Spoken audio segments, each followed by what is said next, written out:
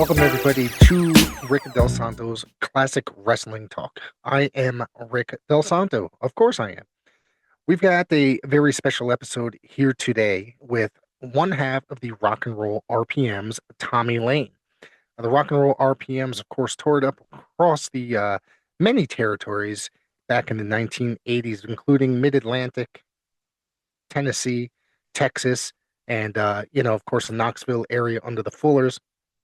I want to send a huge shout out and thank you to Nick Massey of the Captain's Corner for hooking me up with Tommy Lane. And it's been a distinct honor and pleasure to sit here and talk with Tommy, as it was a guest that I really wanted to get over the last couple of years. And Nick hooked me up with him. So thank you there again, Nick. But one thing I want to mention that April 11th is GrappleCon 4 back to Lutz. This is, of course, taking place in Florida. Nick is going to be there, of course. Tommy Lane is going to be there. But get this. This is a huge lineup. Jacques Rougeau, Dutch Mantell, The Godwins, Nikita Koloff, Austin Idol, Lord Humongous, Jerry Lawler, Dale Torborg, and, of course, the Headbangers are going to be there. They're all on that flyer that I got right here in front of me. I want you all to go check it out if you're in that area at the Ramada Inn in Lutz. So go check that out, and we'll be right back, and we're going to get into this conversation with Tommy Lane. All right, everybody, thank you for tuning in. I want to welcome one half of the RocknRoll RPMs, Tommy Lane, to the show. Thank you, sir, for joining me today. Well, I greatly appreciate you guys having me. Looking forward to talking to you. Thank you very much. And it's been, like I said earlier before we hit record, it's been something I've been looking forward to all week. And, and I want to say on air, thank you to Nick from Captain's Corner for hooking this whole thing up. He's a great guy. So yes, yeah, yes, sir. So why don't we start at the beginning? And were you into sports and stuff like that? And how did you discover professional wrestling growing up? Well, growing up as a kid, we watched it come on there Saturday, back when you only had them 3 channels or whatever. And wrestling was one of the things that we did on Saturday. Roller derby was on before it was. Yep. Then wrestling was right behind it in the area of Georgia that I lived in. Nick Goulis was the promoter, and out of Chattanooga up there is where we got to see it or whatever, or for back then or whatever it was. Harry Thornton was the announcer and all that, and just kind of grew up watching it there. In high school, I wrestled as an amateur for a couple of years, played football, and just got into it after that point there. Right. And so who influenced you as far as getting into, like, who were some of your favorites growing up out of that territory? Well, you had Jerry Jarrett back then, Tojo Yamamoto. They were the good guys back then. Gypsy Joe. I remember him. Yep. Oh yeah, and of course you had Nick Goulis' son was into it as well, and Jackie Fargo. Yep. So the one time I was actually just went up to do some kind of TV for him, I actually got to meet him. That was something else. You know what I mean? Back for me way back then, because again, I had never got to do any TV or anything like that, so it was pretty special. Right. Who trained you, and how did and brought you in? We had I worked at a carpet mill, and there was 2 guys named Billy and Big Tankersley is what they went by, and they were into it a little bit. So I first started with them, then I ended up moving into it. Had a guy named Larry Cheatham. Okay. I don't know if you know him or not, or whatever. Yeah, I know him. And from there, still in what they called the outlaw wrestling back then, I teamed with a guy named Larry Saxton. That's the Saxton brothers, and we were there for a couple of years with him before Larry actually took me with him out to San Antonio. And that's where I met the Mongolian Stomper Archie Goulide. And we connected a little bit back then, and from that point we just grew into something else there. And but those were the guys that kind of got the thing started and rolling with me until I got up to meeting some of the bigger names. Right, right. Now, you just mentioned Archie Goulide, the Mongolian Stomper, and you hooked up to connected with him pretty well. He, I guess you were his kayfabe son for a while, Yes, and he took you up to Canada, right? yes. And how did that, It, what was that reaction? What did you think of that working with him? oh, that was fantastic, man. He was like a god up there, and he was from Calgary up there or whatever. And we did the thing with Bad News Allen, Hmm. where Bad News Allen turned on him, and man, it was chaotic when we shot that little angle where they broke my neck and all that. It was something else. It was him and Kerry Brown, right? Him and Kerry Brown, Yep. yes. Yeah. Yep, on the flip side of that there. Yeah, Kerry was a good guy too, man. Good worker. Them guys, again, I was young in the business, but they treated me good, took care of me, and again, the Archie was there too, so you had Right. that big influence as well. Right. And you ended up capturing the tag titles with Archie, right? Yes, Yeah. yes. It was actually in Pensacola back when the Fullers had it a long time ago, back Right. down there. Right. Okay. Fullers and Bob Armstrong and them. That's where we actually did that. Oh, okay. Yeah. That's where my daughter lives actually. So Okay, yeah, okay. she got married, moved down there. So yeah, that's kind of coincidental in a way, right there. Right, Yeah. right. Yeah. So you ended up. This is actually, I didn't know about this part until recently.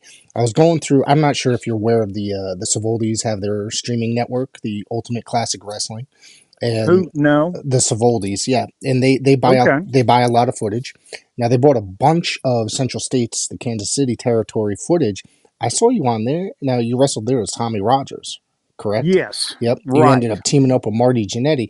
Now, of course, I was unaware of you being Tommy Rogers at the time until I saw this footage, and I saw that. I said, "That's not Tommy Rogers. That don't look like Tommy Rogers." I was confused, and it wasn't until recently, doing research and stuff like that, I was reading it that I found out it was actually you. So, how did that whole thing come about? You going to Kansas City, teaming with Marty, and did you team with Dusty Wolfe for a while there as well? Dusty Wolfe in the beginning when it first went out there, Buck Right, Robley was the booker or whatever, and right, Bob Geigel, and it was my first real place going on my own as a territory. okay, So just went out there in the beginning with the single matches and stuff like that, and then they started looking at wanting to do a tag team. Again, they gave me the name. It wasn't my name. I wasn't Tommy Rogers when I left. You know what I'm saying? right, right, Uh, and they just gave me the name, and then they put me and Dusty together for a little while, and I thought it went well, but for some reason, Ted Oates was out there as well. He was coming in and out, right, and I guess Ted had trained Marty, and he ended up getting Marty out there, and then they ended up putting me and Marty together or whatever. right, And I worked with Roger Kirby, probably one of the best guys I ever worked with too, man. right, right. When they were trying to do some stuff, to build us or whatever the case. Right, right. And I had actually interviewed Dusty Wolfe about 2, 3 years ago, and I got to say he was an awesome person to talk to. He had some great stories about his Oh, entire I'm career, sure. man.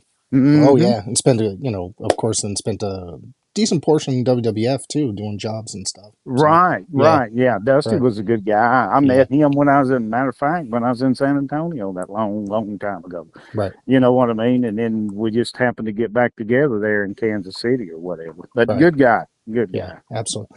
And of course, you started off in Mid Atlantic as a singles wrestler, right? And then eventually you put they changed your name because there was already the Fantastics there, Bobby and Tommy, right? And then Right. Well, yeah, we left. Let's see. I was in when I left Kansas City. Buzz Tyler okay, was going to the Mid Atlantic over there with Dusty and them, hmm, and he asked me did I want to go with him. So that's how I ended up over there going that direction with him, um, and just working, as a singles or whatever, just trying to get a job to move up into a bit, not per se bigger, but better, bigger organization. You know what I'm saying? Right. Than Kansas City A was. better well-paying job, I guess you could say. So, Yes, there you go. to put it Yeah, that's a nicely. better way to put it. Yeah, Right. because Bob and them was good to me out in Kansas City. I ain't got nothing bad to say about them guys at all. Right. They treated me good. Right, right.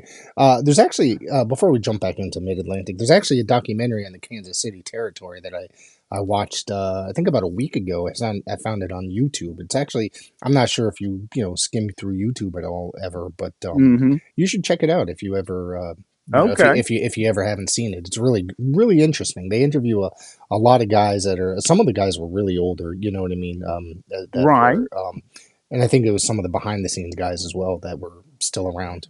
So it's highly Yeah, recommended because docu. back then Harley was out there then too. Right. You know what I'm saying? Because Yeah. he owned part of the territory and all that as well. Nice Right. guy. Right. Couldn't ask for a better guy. And again, I'm a young guy, and you're seeing all of these guys. They treated you good. They really did. Right. Right.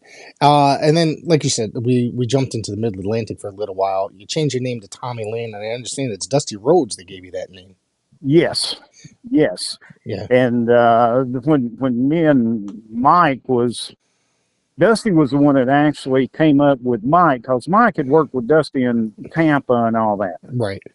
So he came up, him and Mike, with the gimmick and all of that.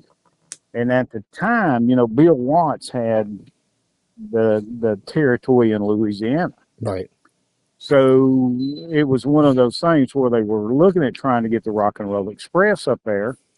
So if that wasn't going to manifest, Dusty and them was going to make themselves somebody. You know what I mean? Yeah, it seemed to happen into a lot of territories formed, and this doesn't mean anything bad about you guys, but they formed like every territory kind of formed a rock and roll Right. tag team. I mean, I know Deep South had the Rock and Roll Rockers or whatever they were. Even the Savoldi territory had Joe Savoldi and Al Perez as some rock Right. and roll tag team. Hmm. So it seemed like it was a very popular thing at that time period. And then you and Right. Mike got together, but you and Mike were together for a very long time and kind of made a kind of a huge impact in down there in the world of professional wrestling as a whole. I think. Right. Right. Mike was a great guy to work with as well. But they actually had me and him come out on Mid Atlantic TV and say we're resigning. We're not going to stay here no more. Promotion's unfair. This, that, and the other. So they actually sent us to Georgia, where Ole Anderson had owned that at the time, or was the booker or whatever, and they put us together as a tag team to try to see what it was going to be like. Right. And Ole was going to work us down there for X amount of weeks before we ended up, coming back. But they ended up getting the Rock and Roll Express up there, and all of ours kind of fizzed to the side a little bit for a while until we left and went, somewhere else. Right. Right. And so when you guys finally came up, and I just watched this match the other day. You guys actually met up against the Rock and Roll Express, correct? Right, Yeah, right. Yeah, we worked some against them. Mm-hmm. yeah. What was that like working with Ricky and Robert? Because I mean, at this time, I think they were like white hot at that time period. Oh, they were good to work with. Yeah, No problem whatsoever. Those guys were. yeah, yeah. It was easy. If you can call it easy peasy, that's what it was. You also had. I want to ask you about a couple guys that I saw here. In you also wrestled somebody else I interviewed, and I always kind of bring these up when I'm interviewing somebody else that I noticed that I interview when I'm interviewing somebody. But you also had a chance to wrestle Denny Brown down there as well. And Exactly. Yeah. yeah, Yeah. and Denny was a good guy too. When I first went over there to the Mid Atlantic, I think he was the junior heavyweight champion. right, yep, that the crown belt, Hmm. the big crown belt that he had. Yeah, Yeah. Yeah. yeah, Yeah. and that's been voted one of the ugliest belts in. I didn't know that, but I mean, I loved it. I thought it was very interesting belt, but and he had that for a long time. I think, right? If I remember right, he did. correctly, Yeah. yeah. Yeah. And I had know that Mike had wrestled him at one point. I think it might have been.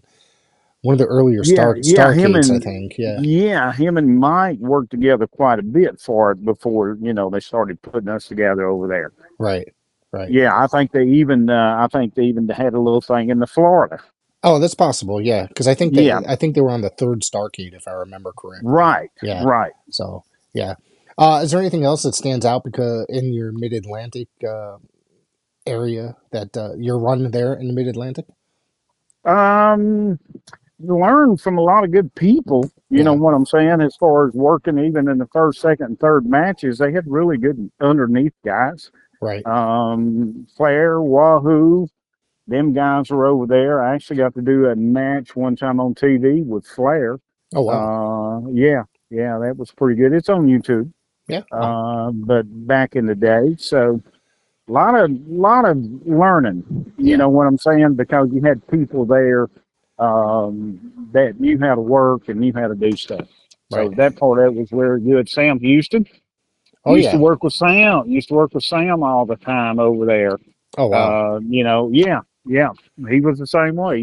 Coming up through the ranks before he got his push and all that. So used to work with him. Rocky King, Pez Watley, Oh yeah. Pez. all them guys, man. I saw a match, and I think it was him and Mike actually on TV. It might have been an old episode of Worldwide or whatever I was watching.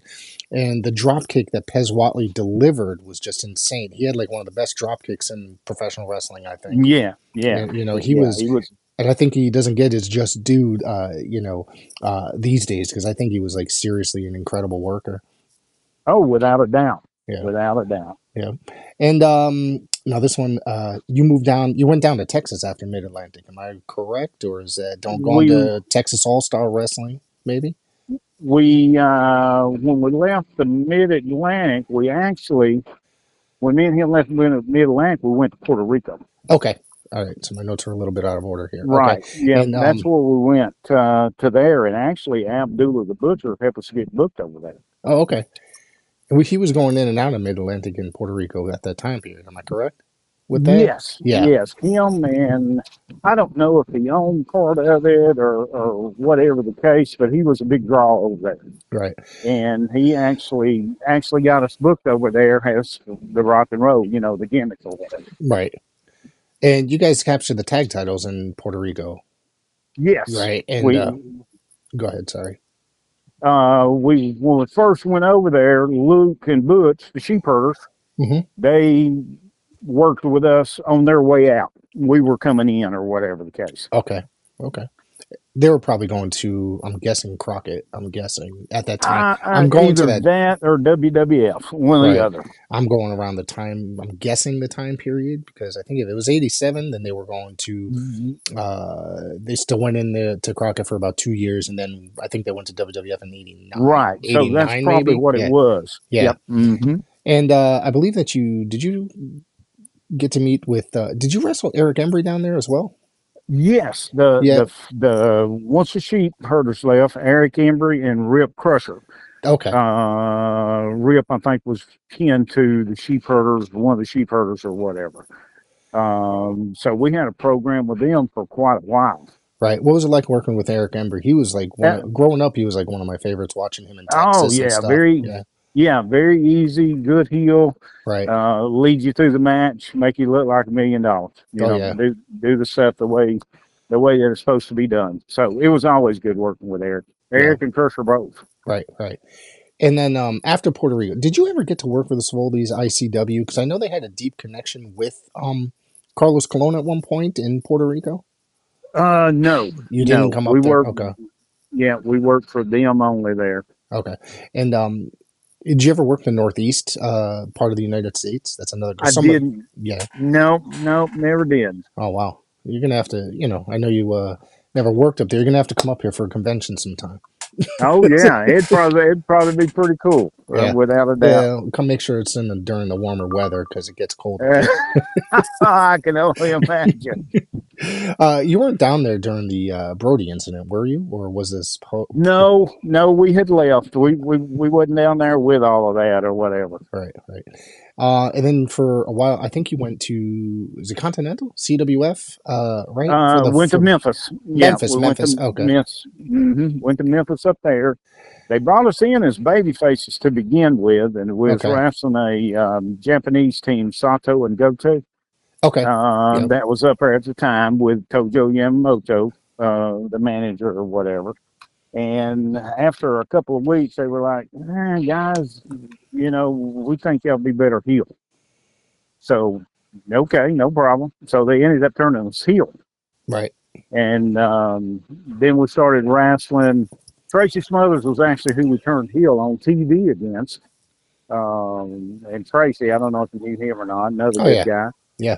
And Steve Kern, they was trying to get the Fabs back in the beginning when we had made the turn to come back up there to work some. Hmm. And it ended up only being Steve, and they put Tracy with him, working with us some to begin with. And I think Then Stan had probably gone to the Midnight Express at that time period. I'm guessing. Right? very well could have had, Yeah. very well could have been. Right. Yeah. So And once that was over, then they started the program with Jeff and Billy, Jeff Jarrett and Billy Travis. right.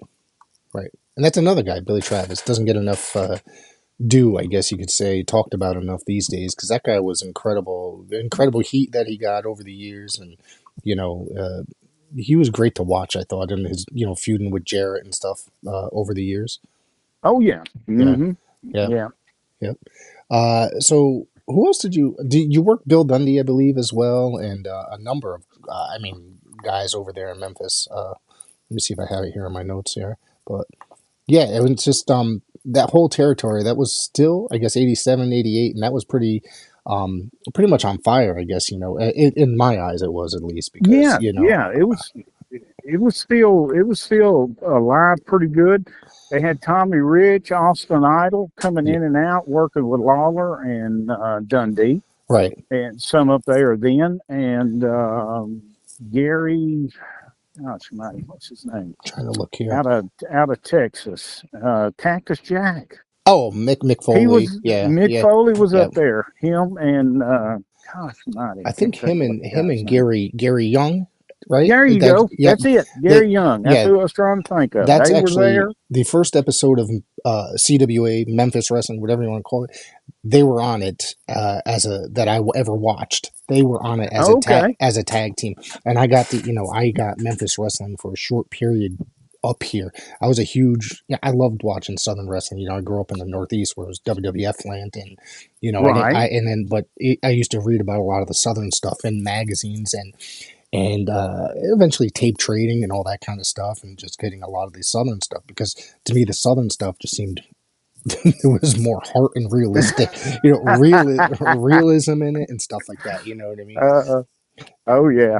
Oh So, yeah. but yeah, Gary Young was in there. That they were on the first episode. I think Todd Morton and of course Lawler and stuff like that. And I was just like, Oh yeah. this Yeah. is at that time period. It was only stuff I read about in magazines, so it was just awesome to me. And I think it was also around the time of Super Clash 3. Now I know Right. you remember being part of that pay per view. So which Correct. that ended up, the pay per view. I mean, I think that it is an underrated gem in professional wrestling, but but it does not get a lot of love from wrestling fans. You know what I mean, or as a Right. whole, or critics, and it just. From what I understand, the connection between the various promoters coming together was just, it did not collide very well, as egos got in the way. But what do you memories of working like Super Clash?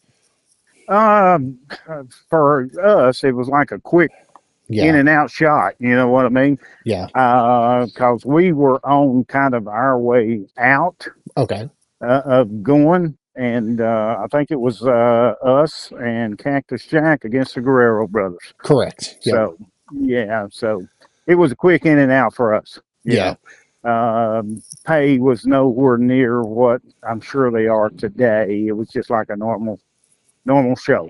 You know yeah. what I mean? Right, and I think that it was Vern that was trying to, I guess, what was the agreement that each promoter was going to pay their own talent or something Nah, to that effect? And again, I don't even yeah, know, you know what I'm saying, none right. of that part of it, The but logistics and yeah, all the yeah, legalities. Right, right. Um, I know this is kind of out of order, but Johnny and Davey Rich, what was it like working with those guys?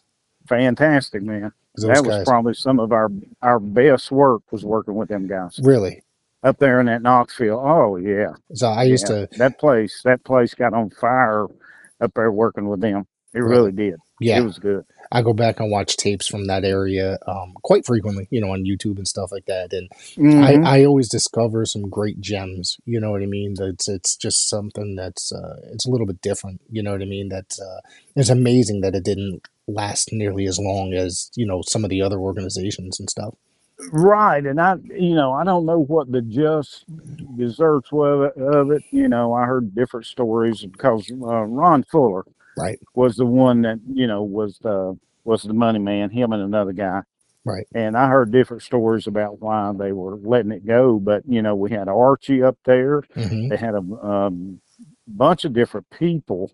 And like I say, Dundee was up there. He actually ended up turning and our tag team partner for a while. His son, Jamie, hmm. that's where he finally, not finally, but where he kind of got his start. He managed us up there for a little while and Well, managed Bill. was Doug Furness there at the time? Huh? Doug Yes, Doug yes, Furness, yeah, yes. Doug Furnace was there at the time too. right. I was telling one of them guys on one of the earlier uh, shows or whatever, they asked me about Doug, and I said I can remember with Doug, we was at a house show, and Doug was strong, man. He was Right. strong, and told him I'm gonna come off the ropes, pick me up over your head. I didn't have to help him none, man. You know, pick me up like a bale of hay, put on his shoulder or whatever. And then we had Archie and Dundee and Mike on the outside. Just pitch me over the ropes.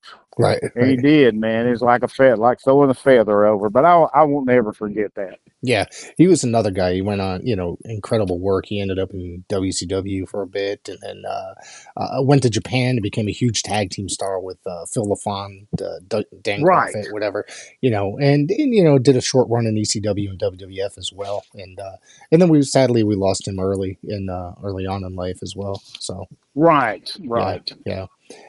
Who else is? I Terry Gordy was up there too. Yep, Terry Gordy, and who else? Cause him and Doug, they did a program with him and Doug. Oh, okay, okay. Now it was just Terry Gordy. None of the other guys came around, right? The Freebirds No, didn't come no, because it was just Terry. I Yeah, think at it that was just time Terry. Hayes and Garvin were teaming. I think at that time period, it sounds in Yeah, they were somewhere else or doing something. I don't know exactly what it right, was, but right. um, And was Wendell Cooley there at the time period as well? Wendell Cooley was there too. He Yeah, sure was. yeah, huge star there, and another guy I interviewed. Yeah, Buddy Landell. Buddy Landell. Another that guy was awesome. Buddy Yep, Landell. I thought so. he was a good on the stick, man. His work was good, Oh yeah, but he could absolutely. talk. Gosh, mighty, he could talk. Right, right. And what about going to world class? Now I know that you guys feuded with the Fantastics at one point there. Yes. Hmm. It was so what was it like working with Bobby and Tommy and your time in world class? You guys weren't there for long, maybe a year, maybe? Yeah, yeah, maybe just about that long, and it was good. And I can't remember the guy's name. Mike knew the guy from Georgia that was actually doing the booking. Hmm. And again, at one time that territory had been on fire, Right. and we thought we were, jumping from Memphis to go do something, that would be a little bigger and better for us. I think And that's when it was kind of on its way down over, it yes, only had like yes, 2 or 3 more years of existence after, after right. that. Right. Yeah. And the booker we had went out there for actually got fired before we got out there, and ended up being Bruiser Brody. Okay. Ended up taking over the book and stuff, and they used us. You know what I'm saying? But Yeah. it just I didn't care for it as far as living there. being there or anything else for me. Right. Mike ended up moving back out there or whatever. And Black Bart was a good friend of Mike's, and Hmm. he was out there at the time too. So we didn't end up staying too long. We ended up going back to Memphis, Hmm. and again working with Jeff and Billy and all of them up there. Jared always took care of us up there. Right. And Right. anytime you worked with Jeff, you always got taken care of. But Jeff was good. Yeah. He was good. He learned his craft and his trade, and Yeah, I always thought Jeff was a fantastic worker, even, while young, and he had yeah, the long blonde hair, and and then I think that it's justified, what, 10 years later or so, that he ended up becoming this big star in WWF. correct. I thought it was awesome. You know what I mean? Because there's a guy that I was watching in territory television and back in the day.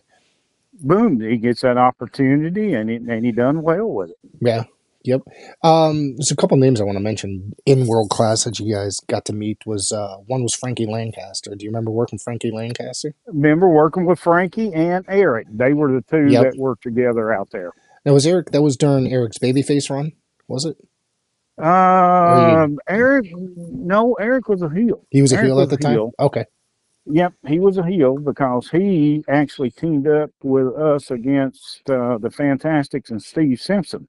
We Oh, had okay. that ladder match in Texas Stadium. Right. Okay. Yeah. Yeah. So, and then it ended up being, if I can't, I think they may have ended up trying to turn us babyface and put us against Frankie and Eric. Right. Okay. I believe. I I think believe that's what that's what it happened. I was. believe that's what Yeah. happened. Yeah. Yeah. And then one more name I want to mention from that area is Al Madrill. Do you remember Al working Al? Madrill. Yeah. Yeah. Man, I loved Al. Al was a really nice guy.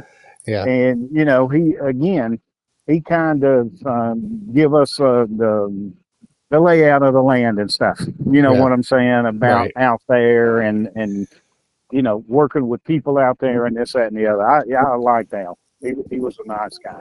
Always nice. Yeah, he's somebody that that I guess just doesn't want anything to do with the world of professional wrestling once he left it.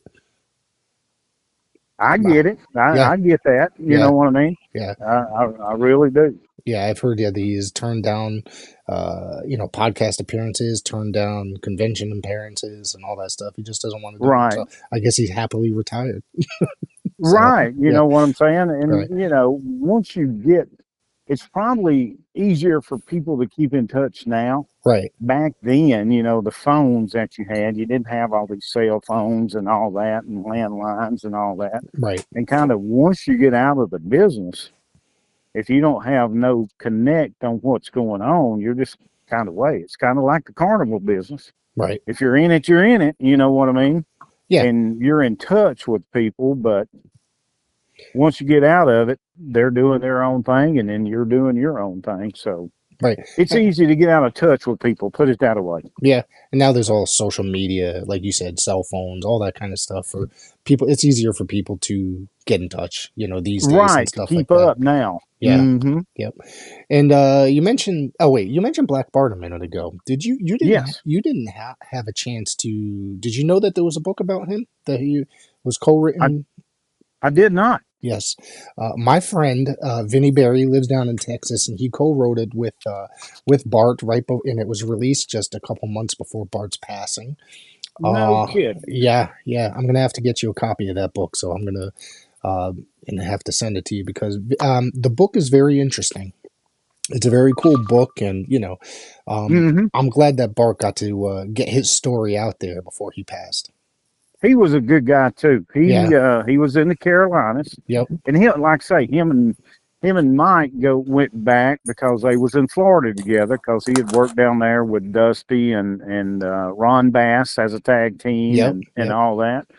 And that's where I met him at, was over in the Carolinas. But down to earth guy, Right. and again treated.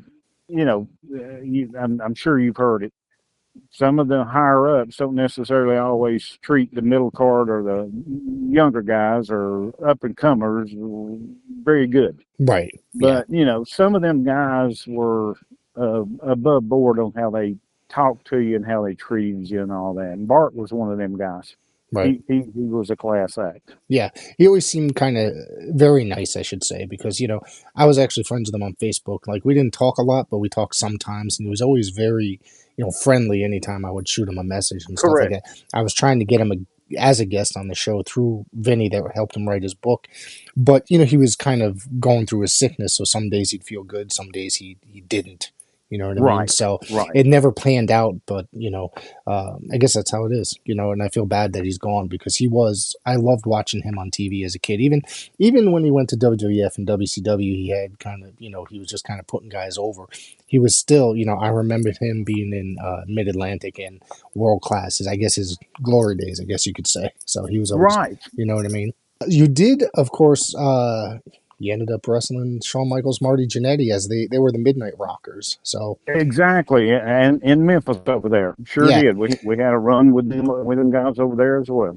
yeah. What was it like with working those guys and being Marty being your former tag team partner, and It was, such? yeah, it was good. It was Yeah, easy. yeah, Wasn't no problem working with them. You know what I'm saying? yeah. Again, for young, we could get up and go back in the day. So it was good. Right, It was good. And nobody had egos over there, over where they were at. You know what I mean? right, right.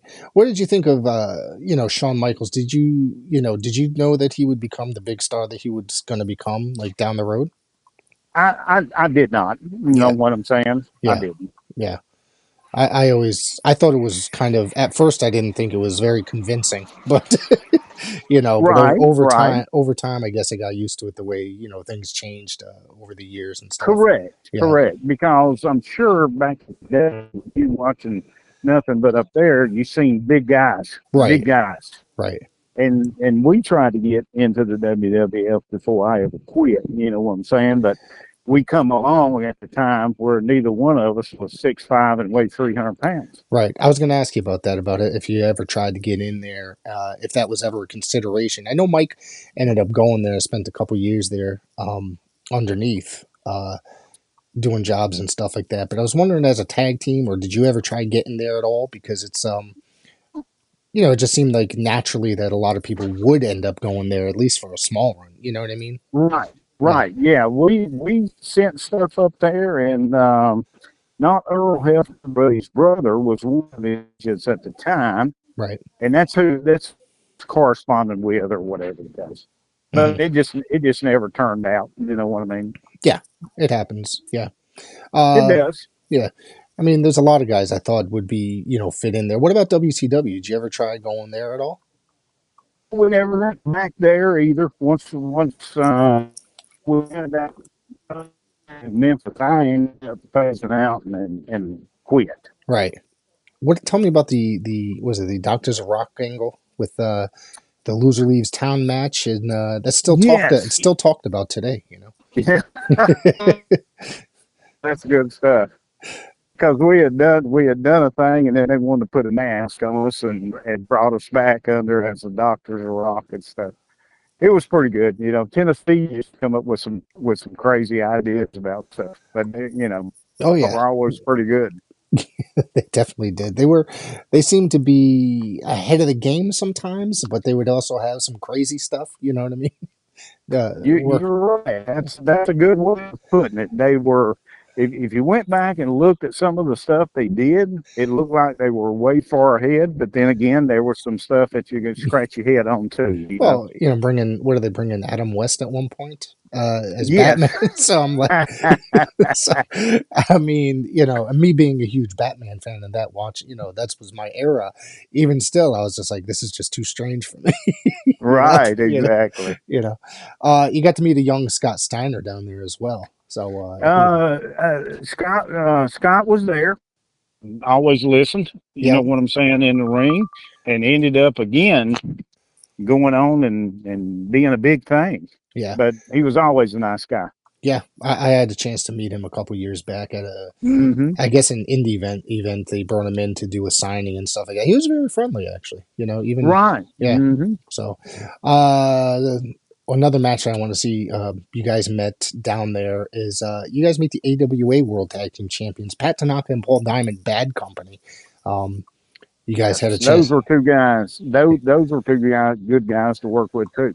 Yeah. The first time we were in there, Pat was just a underneath guy or whatever. Yeah. Yeah, they were real good working with as far as all that. No issues or problems at all. Right. Pat was there the first time we was in Memphis, Hmm. and then the one of the times we come back, they were working with the AWA or whatever, and Right. they did that little joint thing together when we got to work with them on TV and all that. Right. But yeah, good to work with. And AWA and Memphis were working together quite a bit at the time. I think some of the, they had the AWA Southern titles at the time there, correct? Who was it? Or was it the AWA and Memphis was working Yes. together? Yeah. Yes. What did you think about that relationship, the working relationship? That lasted a couple years. Guys like Nick Bockwinkel, Kurt Hennig would come in Coming and, in and out and all yeah, of that. yeah, I think it was something.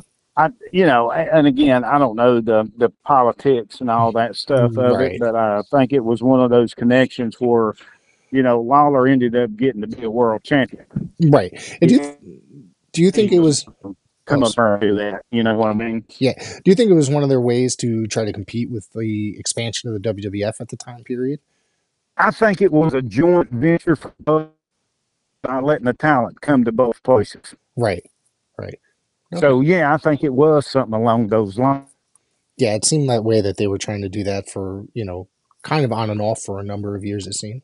You know what I mean? I know that we never did go do no other shows other than that Chicago thing with the Clash or whatever. Right, But we never went up there and worked any other place besides them coming south. right, right. And what did you do after that? Well, you said you ended up leaving shortly after, correct? After Memphis, I believe. Yes, So, yes. It was wasn't long after that super class. It was done for me. I actually went to work at overnight transportation oh, as okay, as a dock worker or whatever, and worked there for 10 years, and then left there and went to work for R&L Carriers truck line okay, as a terminal manager. And I was in Memphis. All of this was in Memphis, and I worked there for 9 years. And then I got an opportunity to become a regional director for R&L. So I took that job and I moved to Florida. I live in Lakeland, Florida now, oh wow, and been doing that job for 18 years. So I've been with them for 27 years. wow. So you're living pretty good post wrestling life. Yes, it ain't been bad at all. Not at all. Yeah. Did you ever get the opportunity to say, like, when Mike went to Global? Did you ever get the asked at least to try to come back and reform the RPMs or anything like that? No, No. no, we never did talk about any of that or anything. And Mike came to Memphis one time because at one time he was working, putting some kind of security systems in prisons. Hmm. And me and him got together there on that. And hell, it wasn't long after that he ended up passing away. Right. Like a complete surprise. You know what I'm saying? He was relatively Uh, young when he passed away, right? right, Yeah. right, yeah. Yeah. Um, what I was told, he got up one morning and felt bad. They took him to the hospital and he had a heart attack there. Jeez. I'm sorry to Yeah, hear that. So yeah, and on Christmas Day of all days as well. So that's a memory that the family's gonna live with on them. always, Every Christmas. That's rough. Yeah. exactly, Yeah. exactly. So do you follow wrestling at all today, and what are your thoughts on modern wrestling? I watch it sometimes. Yeah. My thoughts today, it's completely different. You got a lot of people that do a lot of good things, and it's a acrobatic and athletic and all that kind of stuff. Yeah. I just think the era of a good guy and a bad guy is gone. Hmm.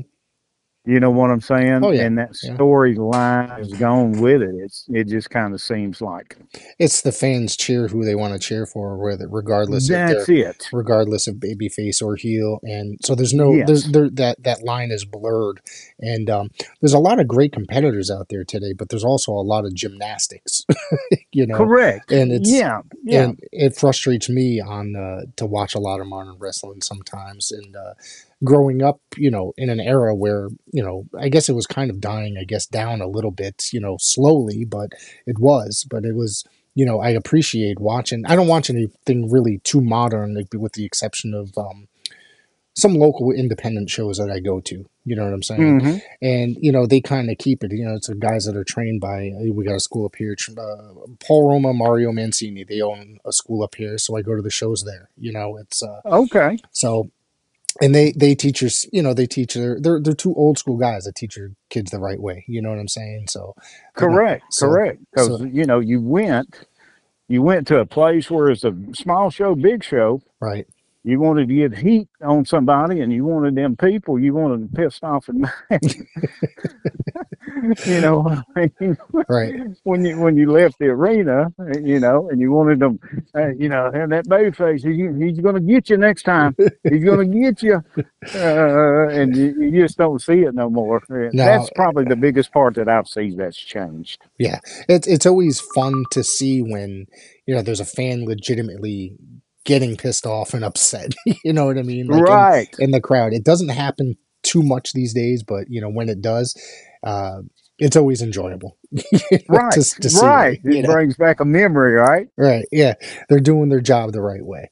So, Correct. is there anybody that I know you don't watch it too much, but is there anybody these days that you think might is pretty good that you do enjoy? I think there's a number of them out there that's pretty good. I like to say I don't keep up with it, Right.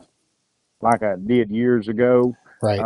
Every now and again, I'll turn the TV on and skim through it or whatever. And the most to me, and it's no knock on anybody or anything, but the cream of the crop, it seems like, are the ladies. Yes, the women's division. The women's division has got some really good athletes in it.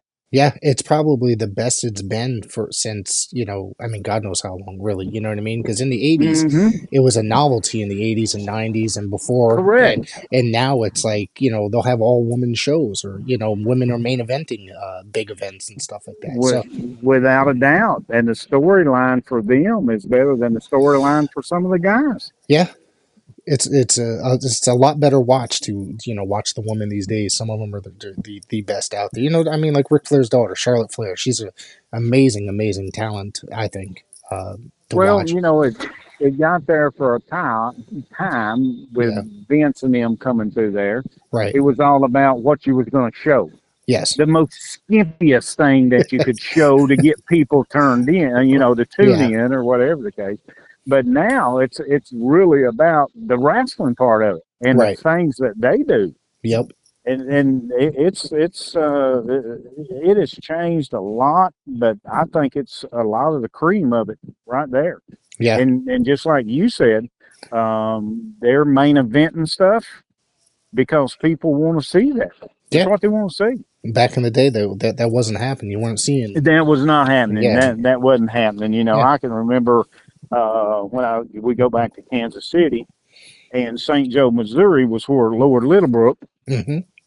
right, was where he was at. So if you wanted the midgets, you went to Lord Littlebrook. Midgets would come on the show and they'd come to your territory for a week or two, and then boom, they was going to the next one. It was kind of the same way with the women in Moolah Right. back in the resurgence of the women, and like I say, they've earned it because their stuff, it looks good. The storylines is good on it, and most people that I talk to about it, they will bring up the women's matches. Right. Right. If it's on a pay per view, if it's on a TV, something of that nature, they're going to bring up something about the women making the show or whatever the case. Right. Right. Before we do wrap up here, there is a convention that you're going to be a part of. I think on April 11th. Correct? April the 11th, we're going to be in Lutz, Florida. It will be the first time that I've ever done one of these things, and I told you there kind of a while ago. I've been out of it for 37 years, Wow. and over the last month, I've done just a couple of the interviews and stuff like that. But it's been a long time for me, and I hope there's still some fans out there and people want to come out and see it. It'll be interesting for me because, like I say, I've never done one. Yeah. Well, you said it's in Lutz, Florida, correct? Is that correct? Lutz. Yep. Yeah, and of course, I'm going to have the information in the description of this episode. So I want to say, I want everybody to go check it out. Check out Captain's Corner. Go check out Tommy Lane. It's going to be a lot of fun for you guys at this big convention. There's a lot of names coming up to that show. Correct? Correct, correct. I think we got Jerry Lawler, the Godwins.